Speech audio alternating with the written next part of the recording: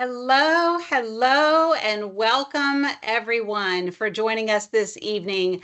My name is Reagan Copeland. I am proud to be joined tonight by some very exceptional leaders in our district and community who will be facilitating an amazing presentation tonight. And I'm handing it over to our gifted team, Miss Allen and Miss Uyghur. Take it away. Thank you, Reagan. Good evening, everyone. This is Catherine Wiegert. I'm one of the two gifted program specialists for our district. Misty Allen is also here, our other gifted program specialist, and she'll be running the chat box for us this evening. So as Reagan Copeland just mentioned, if you do have questions, feel free to type them in the chat box and we'll make sure to get them answered for you. I have the honor tonight of introducing Erica Whitfield, who is an amazing resource for our district. Erica has over 15 years experience in mental health therapy, working with teens and adolescents. She has Positive Development, which is a counseling service, an organization for children and adolescents, and is the author of a new book, Effortless Until Now, which is the topic she'll be talking about this evening. How to help your high-achieving student when things seem to start going a different direction. Erica, thank you so much for being here tonight and for sharing your knowledge with us. And we greatly appreciate you being here. So thank you very much, and I will let you get started. Okay, you can hear me now. Reagan, Catherine, Misty, that was such an excellent introduction. Thank you so much. All right, I'm going to share my screen here, and then we will get to it. Okay, you've already got the gist of who I am, licensed therapist, 15 years. Catherine stated it beautifully, so I'll skip over these things here, and we're going to get right to our presentation. All right, parents, teachers, therapists who are on our meeting today. I want to know if you've ever heard any of your kids say any of these things. It's embarrassing to make mistakes. I have too much homework. People expect me to be perfect. School is boring. I have to get this right. I don't have enough time. Nothing that I do is good enough. Or I wish I had more fill in the blank, time, energy, smartness. Put it in the chat. Have you heard any of your kids say anything like this or anything similar to this? And then Misty, Catherine, let me know if anything comes into that chat. We have a couple of people giving the thumbs up signal. So yes, it definitely sounds familiar to some people.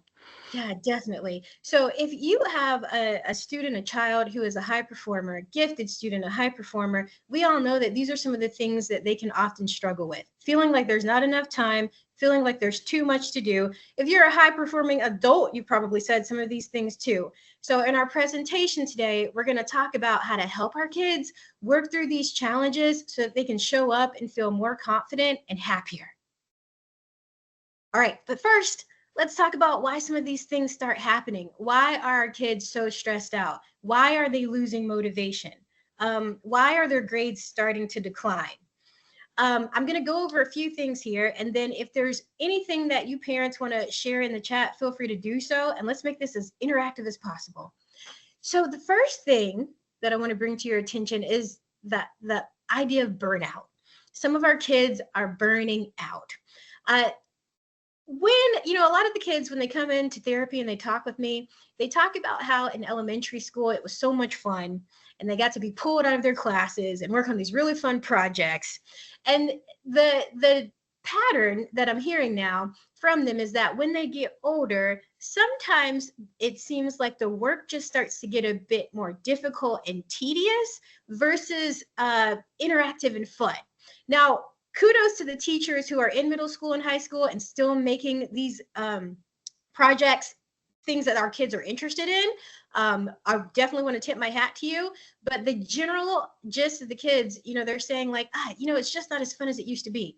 So when we have work that's not necessarily lighting us up, fueling our passions, sometimes it can just feel overwhelming. And that's when we may see burnout happen. So this is where our grades start to decline, or we're not making the same high marks that we used to make on tests. We're kind of declining because we're just getting worn out from all the work. So if you feel like your child may be experiencing burnout, write burnout in the chat, and we'll see, how many people feel like burnout's an issue for their kids. The second thing we have here is high expectations. So if you have a high performer, you know that they're probably very ambitious and very determined. And so it's not even necessarily the high expectations about making good grades and doing great in extracurricular activities and showing up as great people that other people place on them. It's the high expectations that they're placing on themselves. So they want to show up, give their best at all times. And when that doesn't happen, they can be very disappointed in themselves. So those high expectations are another reason why we might start to see our high performers, our gifted kids start to lose that motivation, because maybe they think that they're not performing to the level that they should be. This is especially difficult when they start taking on new challenges, because we all know there's always a learning curve. And when you have a learning curve, you're not, in most cases, going to show up and just master what you're doing. You have to put that time, energy, effort, and consistency into it. And a lot of our kids have a hard time wrapping their minds around that, especially if in the past everything came very, very easy to them. Right? Then we have perfectionism. A lot of our gifted and high performers want to do things perfectly. And we've seen our younger kids who, if they don't write that letter just right, they will erase it until there's a hole in the paper. And we see this with our older kids, where if they can't nail that project or get the concept down for their essay that they want just right, they may not even get started. They want to mentally have everything put together all at once, and they want to get that A, they want to get that 100. And when they start to struggle with challenges and they're not getting everything just right, this is another thing that can start to drain that motivation. All right, so if you feel like your high performer or gifted child is dealing with struggles related to high expectations and perfectionism, put a little note in the chat. All right, now the next thing we have here is imposter syndrome. And what imposter syndrome is, it's like this big scary monster, or this really annoying voice that's always telling you that you're not good enough. And the horrible thing about imposter syndrome is that you can be one of the most talented people in the room, but that imposter syndrome is going to sneak negative thoughts into your mind. So it was really interesting. I was reading an article written by a gifted teacher, and he would ask every class at the beginning of the year, he would say, raise your hand if you feel like you're not smart enough to be in this class. And he said that almost 90% of the kids in the class would raise their hands. So imposter syndrome, you can be the best of the best, but you're still kind of looking around going, gosh, do I deserve to be in these classes with these other smart kids? Man, I got a 95, but everyone else around me is making 98s and 100s. Am I good enough to be here? So imposter syndrome is another thing that can drain that motivation. Then we have procrastination. All right. So, think about being a kid and you're at school for, 7-8 hours, and then you have extracurricular activities after that. And then you have to come home and you have to do homework. You have to shower. You have to eat dinner. That's a lot to pack into a day.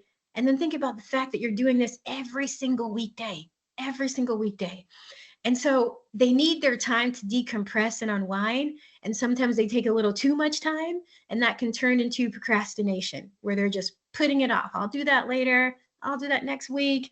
And then that time never comes. And now they're staying up, until 2 a.m. in the morning to get things done, or the things just don't get done at all. If you feel like imposter syndrome or procrastination is something that your gifted or high performer struggles with, put that in the chat. And if anyone has any comments they want to make about that, put that in the chat as well, and we'll come back and look at them. And then we have difficult workload. So kind of like how we were talking about earlier, when the work was a bit easier and more fun and engaging and interactive, it was easier to do. But now there's more of the work, it's more challenging, and it may be something that we're not as interested in. And so that's going to drain our motivation also. And then lack of time. Lack of time kind of ties back into what we were talking about with procrastination. There's only so many hours in a day. And when we don't plan or manage our time the way we need to, we can feel like there's just not enough hours in the day to get the things done that we need to get done. If you feel like lack of time or difficult workload impacts your high performer or gifted student, put that in the chat. All right, a few more here. Competition, especially with our seniors who are getting ready to go to college, and this can start way before senior year. We have some kids who are focused on getting into the university in 9th grade, and they know that there are competitive GPAs out there that they need to meet to get into prestigious schools. They know that there are scores on these standardized tests that they need to make so that they can be competitive and be accepted into these next level educational institutions that they want to enter. So competition is also a huge factor that can weigh on our kids. And self-identity. So when you're a high performer, you can earn a reputation for being one. And so now, here we go, the expectations, the competition, all of this starts to form an idea of who we believe we are. And when we're in these advanced classrooms, we're also forming bonds with friends who are advanced students. So if we start to struggle, we might think like, well, what's my role? Who am I now? If I'm not the smart kid, then what is my role? And if I decide to leave this advanced setting, then am I also going to leave all of my friends? Am I going to be able to achieve the goals that I want to accomplish if I decide to switch gears, or if I can't make the grade to stay in these advanced classes? So there's a lot of pressure coming from so many different aspects of being a gifted or high performer. And then finally, poor executive functioning skills. So when I was a therapist about 10 years ago, I had no idea what executive functioning skills even were. And I'm increasingly starting to realize how critical it is that we educate our kids on how to enhance their executive functioning skills, which just means how to plan and how to get yourself organized so that you're not feeling so overwhelmed. Because sometimes we do have the time, but if we don't know how to plan the week out, it feels like we don't. And so many other things around organization. All right, really quickly, there's an awesome book that you'll want to check out. You can get it at the library. Brain Body Parenting by Mona Delahook. She goes over 3 different emotional pathways. One is green, your child is open and receptive, they feel safe. One is red, they're getting angry, they're shutting down, they're getting a little hostile. And then the other pathway is blue, they're withdrawing and they're disconnecting. So as we go through this, the next few slides, I want you to think about what pathway does your child usually enter into when they're starting to have their school struggles? Okay. Do they get angry and upset, or do they just start to withdraw, shut down? They don't want to have the conversation. And put that in the chat too. And we'll come back around and look at your answers. Okay. Now, the reason that we want to get on top of this is because we all know that if our kids continue to struggle, even our gifted and high performers, without any kind of help, we can see mental health decline.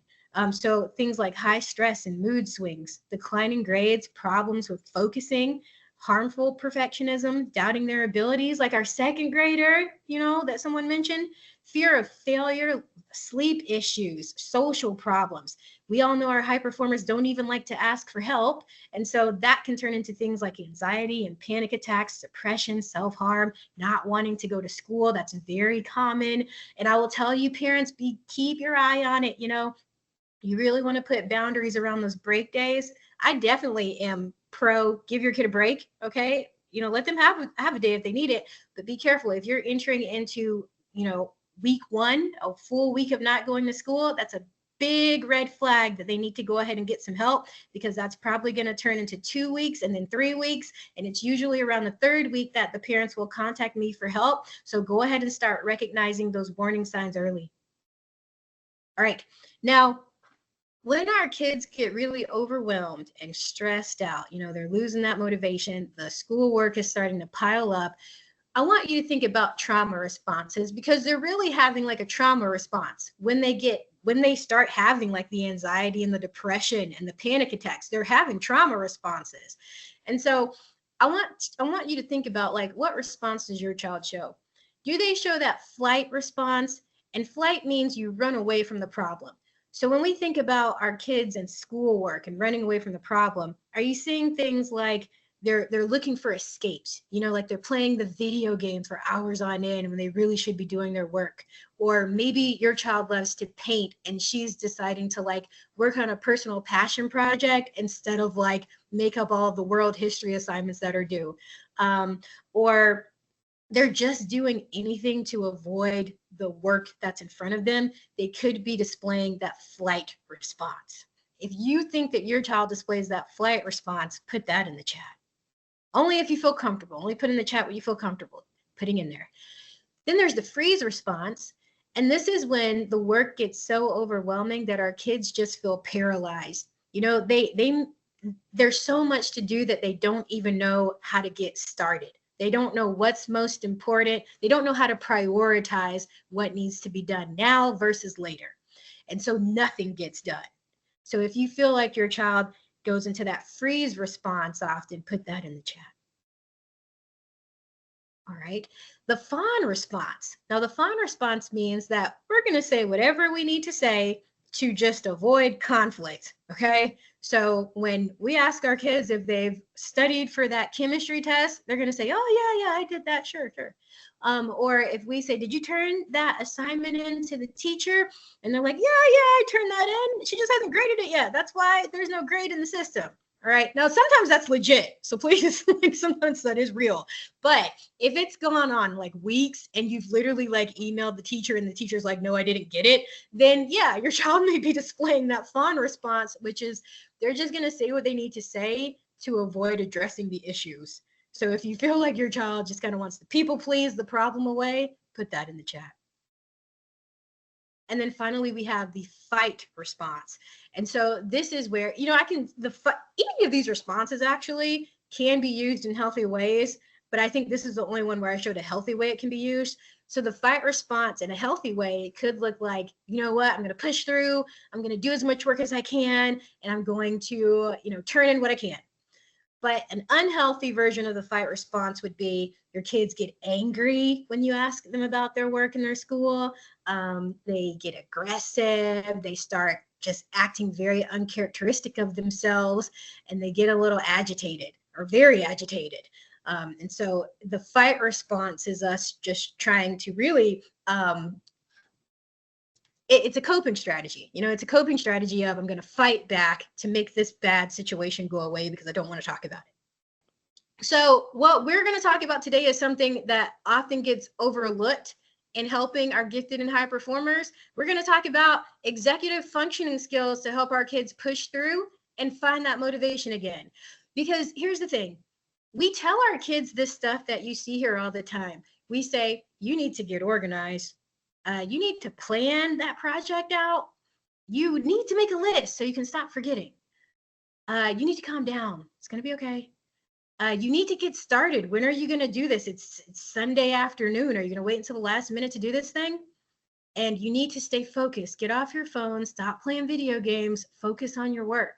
We tell them all of these things, but how often do we break it down to them on how to actually do the things? So our kids may know what they need to do, but they don't necessarily know how to execute what they need to do. And that's where executive functioning comes in. So I'm going to show you some ways that you can start helping your kids improve their executive functioning skills so that they can feel more confident and in control of the workload that they have and managing and balancing all of these other things that they have on their plate. Because we know our kids, they're in they're in a bunch of clubs, they're in student council, they're in sports, they have like these huge Lego sets that they're building with 5,000 pieces. They're busy people. And then on top of all of that, they're learning a new language, they're learning a musical instrument. And then on top of that, they have school. So if the executive functioning piece is not there, what I have started to learn is that you can bring them in for therapy all you want and talk about like thoughts and feelings. And that's very important. That needs to happen. But you also have to back it up with some skills in how they can improve their executive functioning. So we're going to get into that now. Okay, so the very first thing that I would like you to do, and let me put a disclaimer on this before we go into these things. I'm going to show you probably about 6 or 7 different strategies that you can use with your kids.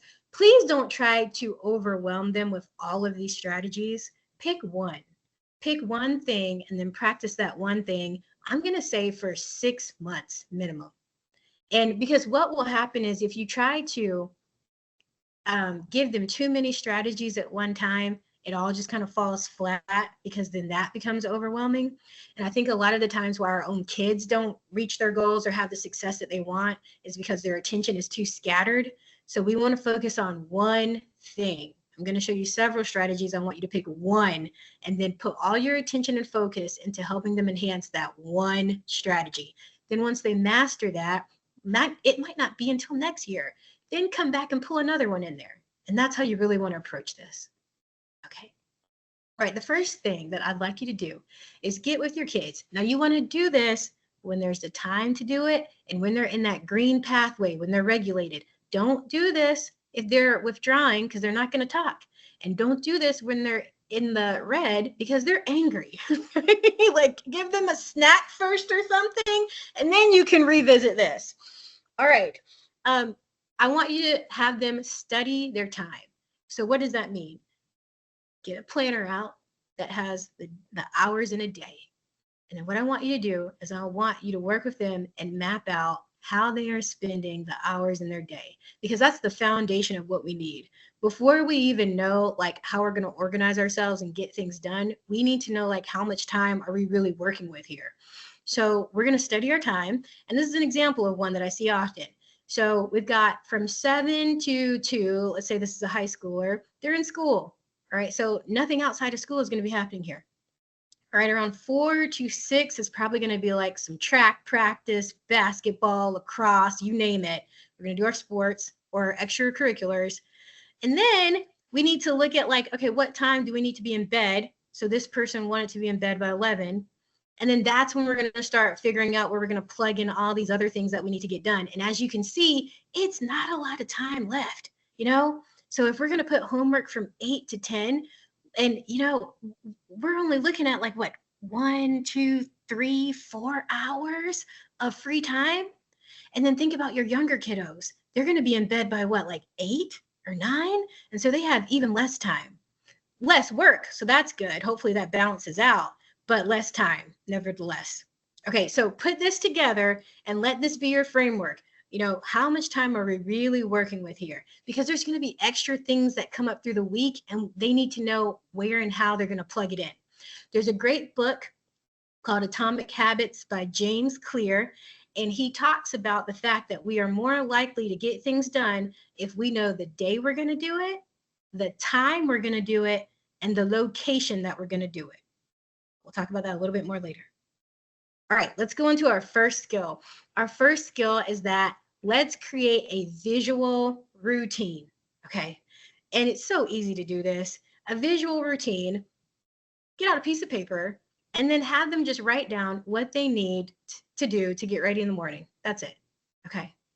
All right, this person put brush teeth, put lunch bag and backpack, make sure pencils are in there. And it doesn't even have to be every step of the process. It can be the parts that they usually forget. Like a lot of our kids, they'll forget to brush their teeth and they'll go to school. So if that's something that they forget, put that on the checklist.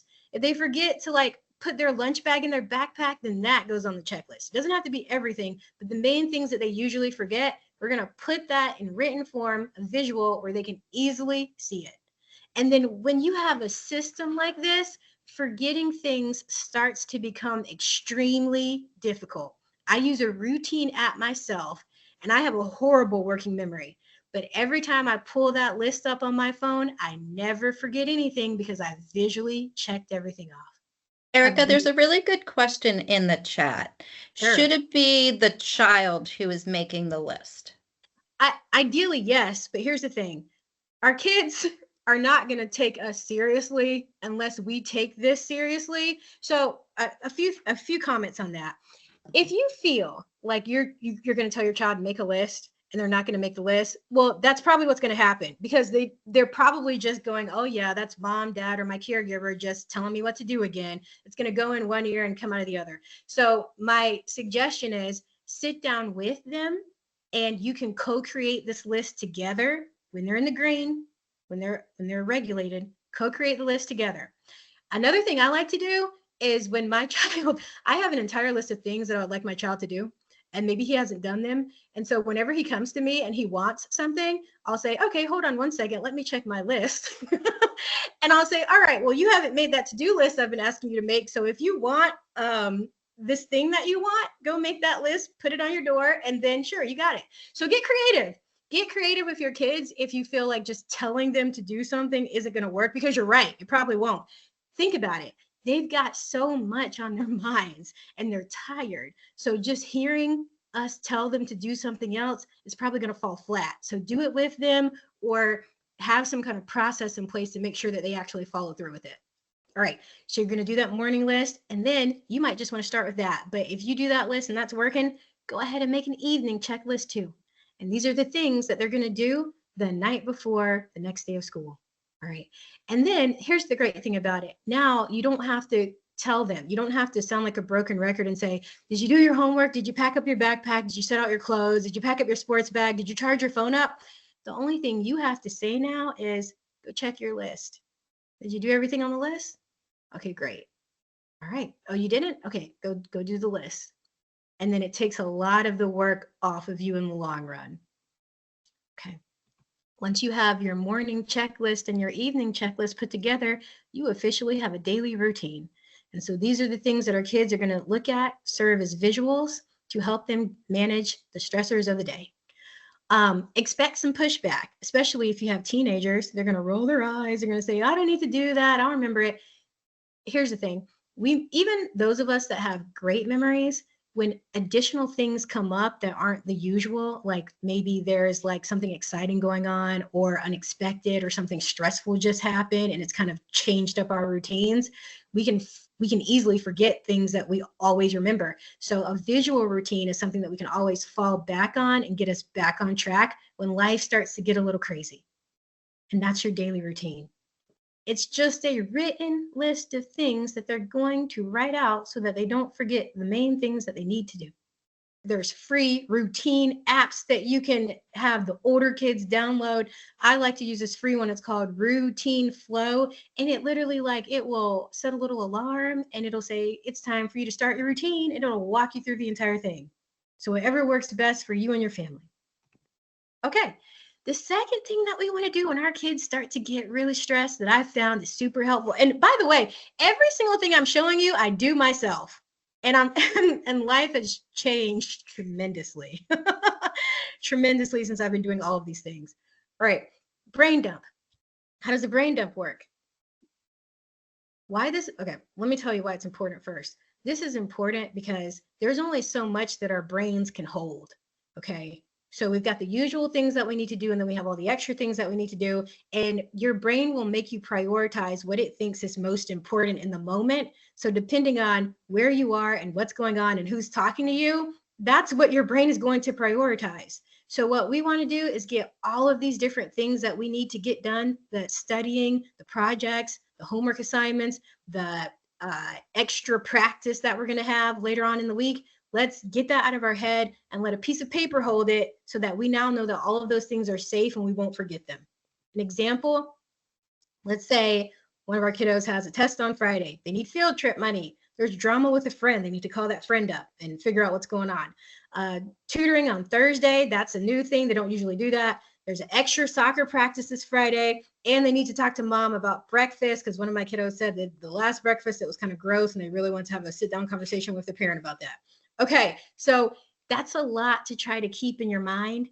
And you're also wasting brain energy constantly trying to keep this in your mind and trying to remember all of these things. And it can lead to stress. So take it all out, put it on a piece of paper. All right, our younger kids, you want to do a brain dump, but for younger kids, have them draw pictures of the things that they need to remember, that they want to remember throughout the week. And then that way we stop forgetting because we've captured them. Now, once you do your brain dump, you're going to go back to that nifty planner that you have, and then you're going to find the day, the time, and the location that you're going to do those things. Okay, so now we have literally been intentional about how we are going to plan out our week, and we're going to plot these things in here. So ask for the field trip money. Well, I'm going to do that on Tuesday at 3 o'clock. Wednesday at 7, I'm going to study for that test. Friday at 6, I'm going to do that extra practice. So start getting your kids to really like visually plan out what they have during the week. And this can take a lot of load and mental stress off of them. Again, as you see these skills and strategies, just pick one. If you think this is way too much for your kiddo, don't do this one. Pick another one that we're going to talk about. All right. This second one I love because it's really easy and it's actually kind of fun to see what happens when you do this. This is to help your kids organize their backpacks or tell them to organize their backpacks. All right. I actually went online and looked up what are the most common things that kids keep in their backpacks besides like school supplies. And this is what I found. Moldy sandwiches. I could really relate to this one. I remember in 3rd grade, it was, oh my gosh, it was purple, it was brown, it was disgusting. Okay, moldy sandwich in my child's backpack. Another common thing, TV remotes. Interesting. Rotten bananas. For the elementary school kids, very common to find like rocks and mulch. Yeah, all of our kids, elementary, middle, high school, you're going to see those half-eaten candy wrappers, you know, from like events at school. And then, yes, old assignments, quizzes, and exams. Get all of that stuff out of the backpack. Just how like you're doing the brain dump to get all that extra stuff out of your brain so your mental load isn't so stressful day by day, you want to de-stress your backpack. So let's go through the folders and anything that's in there that we don't need anymore, we are taking it out. And now it's easier for us to find the stuff that we do need. We're getting out the junk, and our brains have to focus on all of that stuff. Our brain has to look in that backpack and help us go, okay, yeah, there's the moldy sandwich, those are the candy wrappers, there's the rocks, there's the banana. Get it out of there so it's less work for the brain. And now it can say, there's your folder, there's your homework assignment, turn it in. Now, once we figure out what we need to get done, a lot of the kids will come in and they'll say, I just don't know how to get started on things. I just don't know what to do first. So we're going to go back to that book I was mentioning earlier, Atomic Habits by James Clear. I highly recommend you read it. 3 rules when it comes to getting started on something, and that is make it obvious, make it attractive, and make it easy. So let's look at an example. Let's say we have one of our gifted kiddos who wants to start playing guitar, but the week just kind of gets away from them and they never seem to like find the time to do it. And now they're getting really frustrated because they can't play songs yet. And they're just wanting to give up. They're losing motivation to even do this. So how do we get them to pick that guitar up and actually put the effort and practice in? How do we help them find the time to do so? How do we help remind them that this is something that they want to stay focused on? Make it obvious, make it attractive, make it easy. All right, make it obvious. Let's just say our kid is Leah, and she takes her, so making it obvious, she takes her guitar out of the closet, okay, because if it's in the closet, I don't see it and I'm not thinking about it. She takes it out of the closet, puts it by her desk where she can see it every single day. You're making that thing obvious. And you can apply the same thing to like getting an assignment done. If you have a science assignment that needs to be done, take that assignment, put it on the desk where you can visually see it. So it is constantly reminding you of its presence. Okay, make it attractive. Leah buys herself a new guitar picks with her favorite designs. So now she loves the picks. She likes to pick them up. She likes to like touch the picks. And it just gets her a bit more excited about playing the guitar. All right, if it's that assignment that we need to work on, the science assignment, all right, maybe we want to get some cool looking pens. Maybe we want to like put together a neat workspace in our house with like plushies and, you know, just a cool visual environment, fun posters, cool erasers, things in our environment that just make being in that space a nice place to be. Some of our kids do their work just sitting on the floor, you know? And so if the environment isn't stimulating, that can demotivate us. So let's get into a stimulating environment. Let's make this thing that we're trying to do as attractive as possible. And then make it easy. So Leah only pushes herself to practice 10 minutes a day. All right, so it's something that can easily be done each day. It doesn't take up too much time. Same thing with the assignment. Instead of knocking that assignment out, you know, all in one night, maybe we want to break it up and do it a third for 3 nights. So make it obvious, attractive, easy.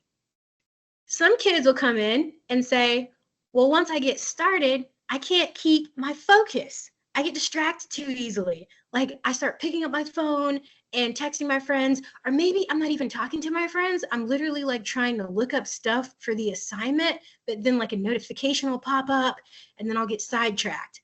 So I want to share something with you. Maybe this is the only skill you take back to them. You guys, the kids are coming back and saying that this is changing things for them in a very positive way. And it is called the Pomodoro timer. Pomodoro timer is a free timer that you can find online. And what it does, or what you do, is you set a time interval. It doesn't have to be 30 minutes. It could be 15, 10, it could be an hour if you want. But you set a time interval for yourself, and then you hyper focus in on your work to get as much done as possible in that 30 minutes until the time runs out. There's a space where you can type what you're working on. So there's that visual reminder. So in this example, finish world history assignments. And you're going to work. You're not going to get distracted. You're not going to look at your phone. You're not going to talk to anyone. You're not going to get up for a snack. You're going to use the restroom before this timer even starts, so you don't have to worry about that. Unless there is an emergency, you will not break your focus, and you will get as much done as possible until this timer goes off. I am telling you all, kids who used to take an hour to get things done are now coming back to me and telling me that they're getting things done in 15 minutes. And I want to say that again. Kids who used to take an hour to get certain assignments done are coming back and telling me that it's only taking them 15 minutes on certain assignments now to get things done. And what's happening is that they're controlling their focus. This is the power of focus. So they're learning how to control their focus, and the more they focus, the faster that they actually work. All right, then we're going to go into body doubling.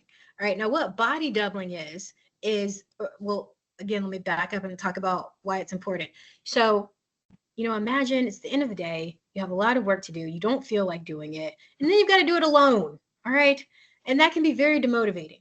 So with body doubling, what we do is that we find someone else who also has something that they need to work on, and we work side by side. We don't talk to each other. We're not helping each other with the answers. We're working silently. And you can do this in many different ways. You can body double with anyone. Like mom could be working on her presentation for a meeting while kid is studying for their psychology class. Our kids can body double with friends. Our kids can body double with siblings, whatever is going to work. Okay. So whoever is the best body doubling partner for your child, get them to really talk about who that may be. You get together and you work. And what I like to do is I like to tell the kids that when they body double, put that timer on and let your friend tell you what they're going to work on. You tell your friend what you're going to work on. And at the end of that 30 minutes or whatever time that you decided on, you guys are going to hold each other accountable and say, all right, show me how much of that essay that you got written. Okay. Tell me some things that you just learned about when you were studying for that exam tomorrow. So you're working silently for the time, and at the end of the time, you guys kind of share what you've been working on. And it's a great way to know that like you're not alone in this and that there's somebody else there. It's the presence of someone else there that's helping us to kind of get motivated. It's a well-known concept that we become an average of the 5 people that we spend the most time around. So if we're spending time around other people who are working and focusing, then we are more likely to work and focus also. Okay, and that is your body doubling. And, here are just some ideas. You could meet up with someone to study and work together. You could do this online. Get on Teams and body double with someone. You share your camera. You guys see each other working on the camera. You're just working together. Even text messaging. And what does that look like? Your kid could say, hey, send a text to their friend. I'm going to start working at 8 o'clock. You want to body double with me? And the friend says, yeah.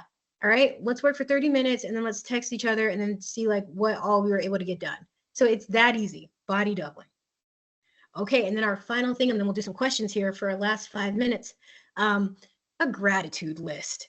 Now, this sounds so simple. Please do not discredit how important this is. What a gratitude list, let me go back. Remember how we talked about how our brains have to hold so much information that it's easy for us to start forgetting things? So we need to write them down. We need to brain dump. Just with our accomplishments, the same can be true. So we're doing all of these amazing things throughout the day and the week and the months and the year, but our brain can only remember so much of that. So what I like to tell kids to do, and what I do too, because I've been keeping a gratitude list for 6 years, write this stuff down. You made 100 on that quiz, write it down, capture it, make a list, start capturing all of these wins. You were able to finally play that song in piano, write that down, because in a month or so, you're not even going to care about that anymore. You're not even going to remember that because you're too busy focusing on the next accomplishment that you want to make in piano. So we've got to write down our wins so we can remember all of these amazing milestones that we've accomplished, because looking at that can be a huge motivation booster. All right. So I actually gratitude list sounds kind of boring. So I went to Chat GPT and I was like, give me a Gen Z way to say gratitude list. And so here are some of the suggestions. I don't recommend you take these to your kids. They're probably going to laugh. But like, if you want to make them laugh and just give them some ideas of what they can call their gratitude list, here you go. So the first one was gratitude hits different. The second one was low-key grateful. They could call their list low-key grateful. The second title for gratitude list could be vibing with gratitude, or grateful for the glow up, or thankful vibes only. Okay, so name it something fun, because remember, what do you want to do when you're starting a new habit? Make it attractive. So give it like a cool, fun name, so your kids will actually want to like go back to this list and start capturing all these great things that they're doing. And here are some examples. I changed slightly to kind of show you what some of the things are here are some examples to show you what some of the kids are capturing on their list. So we had one kid, and what you do, you put the month, you put the year, and then you put what happened. So one kiddo said, made 100 on the Spanish quiz. All right. One kiddo said, I was the only person to get an A on my AP psych test. Another person said, or my psych test, another person said, did great at my dance competition. One said, I made the varsity football team. Another one said, I went to a water park with my family. And then one kiddo who was really excited about his sister like no longer being in the house said, my sister is leaving for college later this year, and I am grateful for that. So we're keeping all of these things and we're going back and looking at them and tell them to add details to it too, because you go back and read this stuff and it brings back all of those awesome memories that you were experiencing when these great things happened. And that's your gratitude list or your thankful vibes only list. Okay. All right. And you know what, for the sake of time, really quickly, if you really want to step it up, if your kids really have the hang of this and they want to step it up a notch, start doing strategy sessions with them. Sunday strategy sessions. It will only take 15 minutes. And in that strategy session, what you're doing, brain dump. What do we have going on next week? All right. When are we going to get those things done? Those extra things done that fall outside the usual routine. Let's dump the backpack out, get it clean. All right. Congratulating ourselves on the things that we did great. That's that gratitude list. And then thinking about anything that wasn't so great last week that we want to try to improve on for the next week. So a strategy session, 15 minutes. You don't even have to hit all these things. You might just do one. You might just do cleaning out the backpack. You might just do the gratitude list, So these are just ideas of things that they can do to start getting themselves more organized, to feel more confident, to handle the week. All righty. And that is that. Okay, parents, if you want a free gifted resource manual, feel free to email me. And I'm also, because you guys are so awesome to take the time to be here this evening, I'm giving away 2 free copies of my book. So send me an email. I'm going to randomly put the names in like this random name generator, and then 2 people will get a free copy of that book. So resource manual, everybody gets, 2 people will be selected for a free copy of the book. And if you have any questions, feel free to contact me. And thank you so much for your time this evening. Families, thank you so much for joining us this evening. And Gosh, Erica, we can't ever thank you enough. Your wisdom is so appreciated. I know our families are grateful for any little tidbit along the way that helps to make this parenting journey a little bit easier along the way. You are a pleasure, and we hope to be able to partner with you in the future. Moms and dads and aunts and uncles and all the caregivers online, thank you so much for joining us this evening. We hope that you found this information helpful, and we hope to see you at another Parent Academy course in the near future. Take care, everyone. Have a wonderful evening, and we hope to see you soon. Good night.